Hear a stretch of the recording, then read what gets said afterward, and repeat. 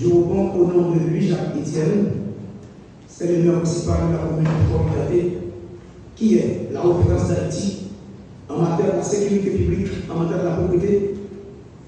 Nous sommes tous les chez nous. Au nom de la mairie de Fort-Liberté, Son Excellence, Monsieur le Secrétaire des collectivités territoriales, Monsieur Paul-Antoine Méléné, Excellence le ministre de l'Agriculture et des Ressources naturelles et environnementales, ministre de l'Éducation nationale et de la formation professionnelle, Mesdames, Messieurs les ambassadeurs en affaires ici présents, Monsieur le délégué départemental du Nord-Est, Son Excellence Monseigneur Kenyan Altos, Monsieur le vice-délégué d'arrondissement de la commune de Fort-Liberté, Monsieur le directeur départemental de la police nationale du Nord-Est, Mesdames, Messieurs les membres de la société civile, Mesdames, Messieurs, maires et maires ici présentes, Mesdames, Messieurs la presse parlée, écrite et télévisée en ligne, Mesdames, Messieurs les invités, bonjour. Je reprends au nom de Louis-Jacques Etienne, c'est le maire municipal de la commune de Fort-Liberté, qui est la référence d'Haïti en matière de la sécurité publique, en matière de la propriété. Nous sommes tous les chez nous.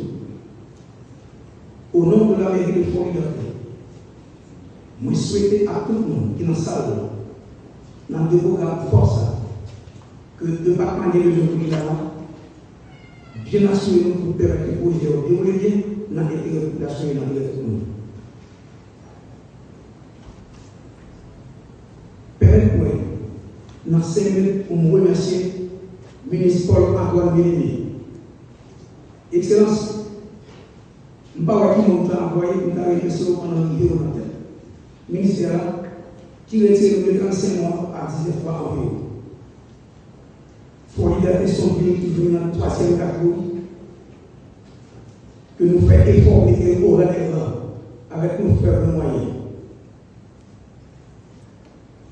Nous, aujourd'hui, à 25 novembre, nous questionnons la veille, nos héritages de ancienneté pour nous dans le département.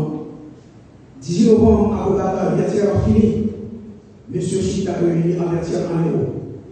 Nous choisissons la ville de Fort-Liberté qui devait retiger à l'indépendance pays d'Haïti dans la nuit 28 et 29 novembre 1803. Jusqu'à date que nous faisons ça avec un arrêté communal, nous demandons au peuple de l'État haïtien pour faire ça à département Nord-Est et un héritage comme ça. Côté ancien, on fait ça au poulet, côté bon héritage ça, pas qu'à traiter en bas pauvre. Les gars nous disent à Fort-Liberté, 31 décembre 1803, le bon chevalier de Monaï, il y a eu à sur la place d'Am de Monaï, pour le chapitre 18 Jodia, mais département Nord-Est. Nous avons dit que jusqu'à là qui à l'école, le problème route en débattu, minière, qui venait en deuxième section communale, Galat. Nous avons dit que à l'école, dans la 3e section communale, du côté de l'oiseau à Kissamzi. Pour problème route en débattu. Si mon outil, grand monde de l'air. Nous avons Fort-Liberté, nous avons maire fissuré, écrasé et démoli. Nous ne pouvons pas venir ça pour nous tirer le police citoyen en bas des corps en maire Fort-Liberté. Madame Excellence, nous avons marché communal, fondé depuis en 87, qui fissurait, qui coulait, qui payait les toilettes, qui payait de l'eau pour marcher pour faire besoin. C'est dans la bataille pour nous mettre politique légèrement pour la sécurité marché, qui c'est chef du département de l'Est. Excellence, nous avons cimetière que nous avons commencé pour mettre Fort-Liberté.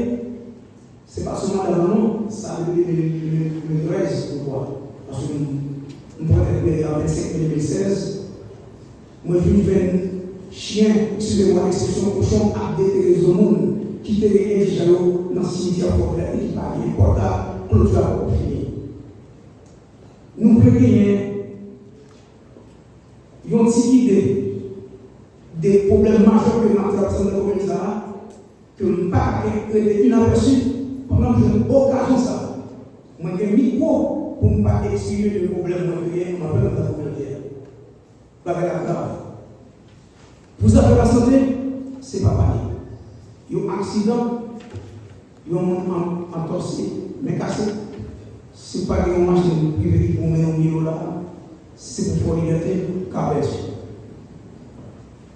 pour le mieux en pile. Son occasion que nous profitons avec ce décibel qui est présent là, les flanistes en ligne qui sont présents là, pour nous décharger des problèmes devant l'autorité concernée. Parce que le problème est en pile. Moi, je dis tout là, bonne écoute et bonne participation. Merci au nom de la communauté.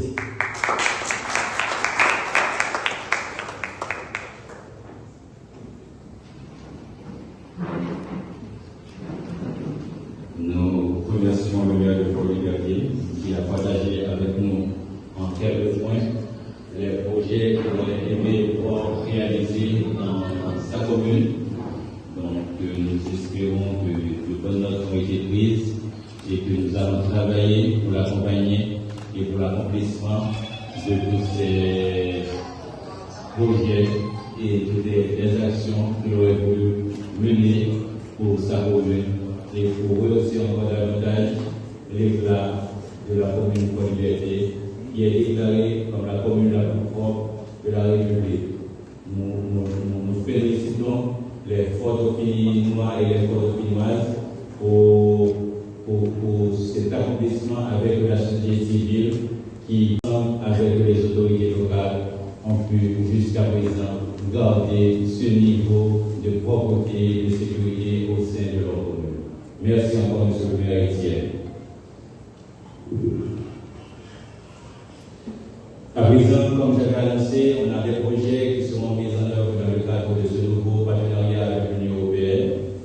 Nous allons demander à Initiative Développement qui va mettre en œuvre le volet gouvernance locale et territoriale dans le cadre du programme de développement territorial résilient. Madame Christine et Aude, vous deux, vous avez présenté pour nous. Non, Antonio. C'est le 3. Ah, c'est le 3 ensemble. Donc, nous avons Madame Christine. Monsieur Pierre, merci pour l'accueil, merci pour la chaleur. Chers cadres de l'administration publique haïtienne, président, conseillers, merci pour votre présence, pour votre bénédiction également. Chers médias ici présents, comme vous voyez, je suis la seule représentante du secteur public dans ce consortium, mais c'est un consortium gagnant-gagnant dans le sens où c'est l'alliance du secteur public avec la société civile, n'est-ce pas, pour pouvoir atteindre les objectifs. Ici présent, collègues directeurs départementaux, messieurs les représentants de l'Université publique du Nord-Est à Fort-Liberté, cadres de différentes directions techniques, membres de la presse parlée, écrite et télévisée et en ligne. Je prends la parole ce matin pour présenter le projet L'éducation pour un avenir commun à travers ces deux composantes. Une première composante qui va être mise en œuvre par l'expertise France, renforcement des capacités des enseignants et cadres d'éducation, et une deuxième composante qui va être mise en œuvre par l'UNESCO, renforcement de la gouvernance et du pilotage du système éducatif dans le département du Nord-Est. Pour la première composante qui va être mise en œuvre et par l'expertise France, Et cette composante s'articule autour de 3 axes. Le premier axe, c'est le renforcement du deuxième cycle de l'école fondamentale. Le deuxième, c'est l'intégration du nouveau curriculum du troisième cycle, du fondamental. Et un troisième axe concernant la promotion de l'équité entre les sexes et du bien-être socio-émotionnel à l'école. Pour la deuxième composante qui va être mise en œuvre par l'UNESCO, le premier axe, ça va être quand on dit les données, ça inclut la collecte, le traitement et l'exploitation des données, avec le deuxième axe sur l'accréditation des écoles non publiques et un troisième axe concernant la participation et l'inclusion, couramment appelé au ministère la gestion de proximité.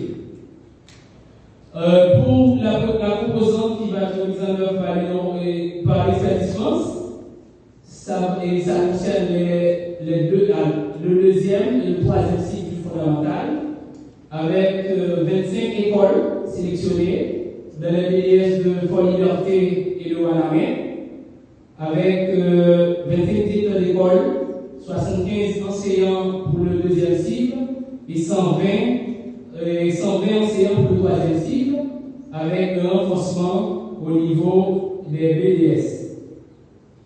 Et la date de lancement, c'est aujourd'hui, le 25 novembre 2025. Et c'est un projet de 24 mois, donc qui va prendre fin le 24 novembre 2027, avec un montant de 2,8 millions d'euros. Ce projet va bénéficier l'appui et l'expertise de 2 autres projets déjà financés par l'AFD.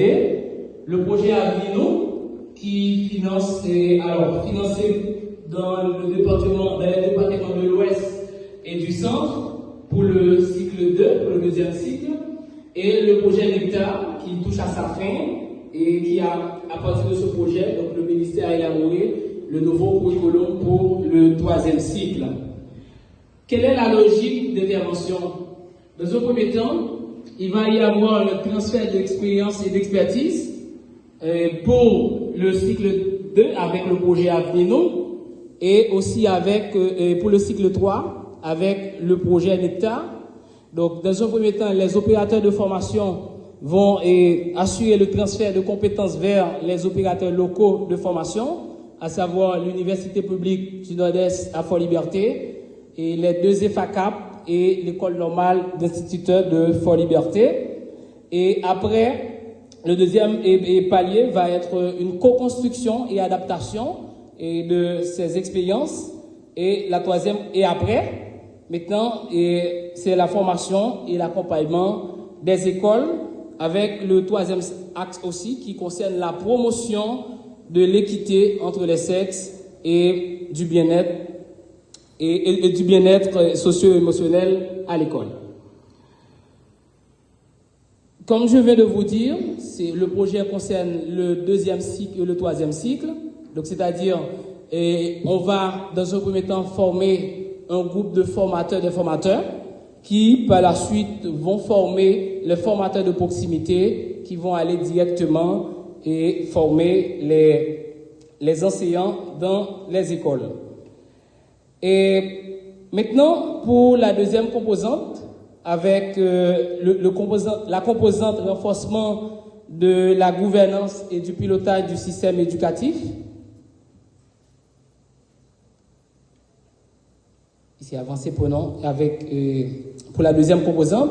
Au niveau de la direction départementale, donc, nous avons déjà un système qui est en place et à partir de cette composante, l'UNESCO va travailler avec la direction départementale pour finaliser la base de données départementale et qui va être intégrée au SIG du bureau central. C'est-à-dire tout ce qui va être fait au niveau du département donc, vont être alignés avec le niveau central et certaines structures essentielles vont être équipées en titre.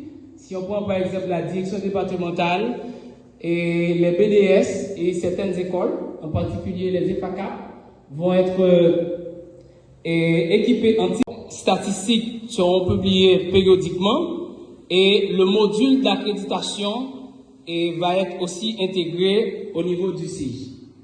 Pour le deuxième axe qui concerne l'accréditation, des écoles, les directeurs d'école et le personnel technique de la direction départementale vont être formés et sensibilisés au processus d'accréditation des écoles non publiques. Le système assurance qualité va être expérimenté aussi à travers les départements et les permis d'enseigner et de diriger vont être suivis et évalués. La DAEP sera dynamisée au traitement des dossiers et des campagnes de formation sera aussi assurée. Pour le troisième axe, qui concerne la participation et l'inclusion, qui est la gestion de proximité, les conseils d'école vont être formés et opérationnalisés. Donc, dans toutes les écoles du département, donc on va mettre en place des conseils d'école qui vont être opérationnalisés. La table de concertation départementale va être activée aussi. Des outils de communication seront déployés et aussi, dans le cadre de ce projet, on va mettre en œuvre aussi des projets communautaires. Et des modules de gestion de proximité, de leadership seront aussi déployés. Quelle est la stratégie de mise en œuvre? Donc, comme je viens de vous dire, toutes les activités qui vont être déployées à travers la direction départementale vont aussi être alignées avec le système du ministère, le SIG. Et aussi, à partir de ce financement, donc, nous allons renforcer les capacités institutionnelles et techniques de la direction départementale. À travers ce financement, puisque au niveau de la direction départementale, nous reconnaissons que l'Union européenne a déjà financé de projets ambitieux pour le pays, mais à travers ce financement, la direction départementale s'aligne aux côtés de l'UNESCO pour faire de la direction départementale d'éducation du Nord-Est un véritable laboratoire départemental réplicable au niveau national. Sur ces mots, il ne nous reste plus